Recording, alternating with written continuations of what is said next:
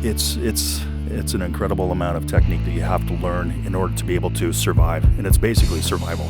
In my opinion, if you incorporated some kind of strength training, like powerlifting, for example, and you wanted to add kettlebells in for your conditioning and increasing your work capacity, I don't think there's a better combination that you could ever use.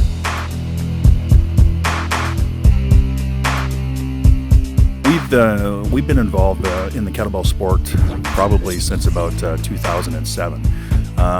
It was something that we kind of got interested in just in a fitness aspect to start off with, and as we got more into it and started to train with them a little bit,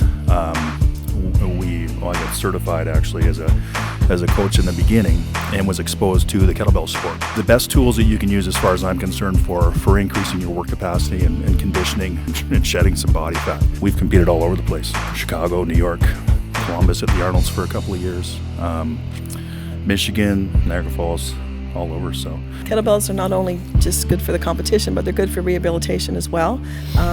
When Ken first started with the kettlebells, I was actually injured. I had just gone major back surgery. I had rods and bolts inserted in my back. So after I had the go-ahead from the doctor to start weight training again, I started with kettlebells.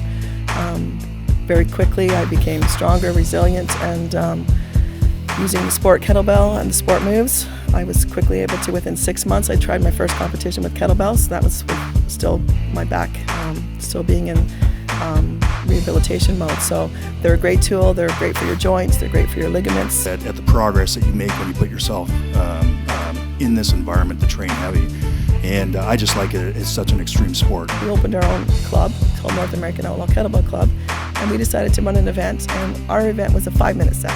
So we decided to let people try and lift a heavier weight, but only go for half the time. That actually was very successful, and we actually grew the sport. And now some of the bigger federations are running a 5-minute event. So we were the first team, couple to actually bring that 5-minute set into the kettlebell sport. So pretty proud of that. I teach kettlebells probably 6 times a week. I have a team. We compete. We coach. We've got a workshop. Ken and I do a lot of workshops for charity. So we just love to live, learn, pass on. That's what like what we do.